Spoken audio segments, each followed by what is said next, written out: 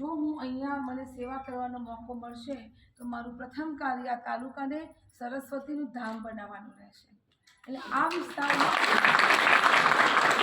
સરસ્વતી વિસ્તારમાં અમુક ગામોમાં 11-12ની સ્કૂલ પણ નથી. અમુક ગામોમાં દીકરીઓને આગળ ભણવું હોય તો દૂર છે, વાયર જવું પડે અને એ બધું. તો એવા મોટા મોટા ગામોમાં જેમ કે આજે મેં સાંપરામાં હે ને, તો ત્યાં મેં સ્કૂલની જાહેરાત કરી કે હું આવીશ તો પહેલું કામ મારા ગામને 11-12 સ્કૂલ લાવવાની છે. કેમ કે દીકરીઓ ભણે, દીકરાઓ ભણે. અને સરકારી arts and commerce college Saraswati તાલુકામાં આપવાની જવાબદારી મારી.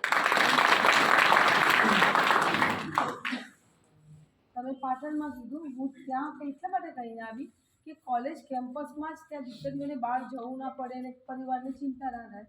તો ત્યાં મારે બક્ષીપંચ સમાજની દીકરીઓની હોસ્ટેલ બનાવી છે. એટલે આપણે નજીકનું ગામ હોય કોઈ મોટું, એટલા માટે કે અહીં યુનિવર્સિટીમાં આવું પણ ના હોય એટલે આપણે ત્યાં જ સરસ્વતીનું આપણું ધામ ઊભું કરીએ એવી મારી કલ્પના છે અને એ હું કરીશ એવી મેં ખાતરી આપી.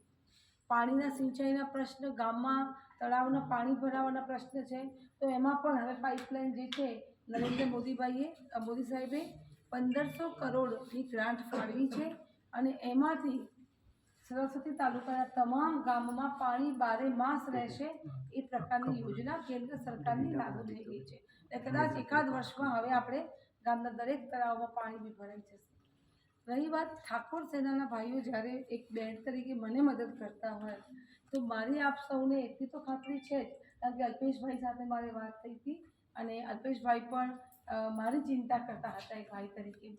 એટલે એમને કહ્યું કે બેન મારી સેના ચોક્કસ રીતે મારે વાત થઈ હતી. તો અલ્પેશભાઈને અમારું ટ્યુનિંગ છે અને આપણી જ્યારે બી જરૂરિયાત હોય, મારે લાયક કામ હોય તો એ કરવાનું અને આપણા જ્યારે પ્રમુખશ્રીઓને એમને મળવું હોય તો એના માટે બેનને ખાલી કહેવાનું જ કે બેન મારે મળવું છે, એટલે એના માટે તમારે કોઈ પરમિશન લેવાની જરૂર ના હોય.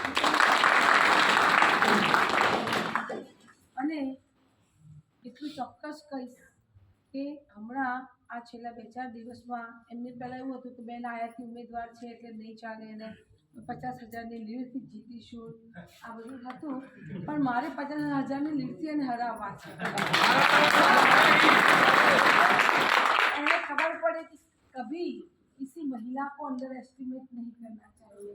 ये गुजरात की नारी है, ये बक्षीपंच समाज की नारी है और बक्षीपंच समाज की ताकत भाई बतावानी चाहिए. એટલા માટે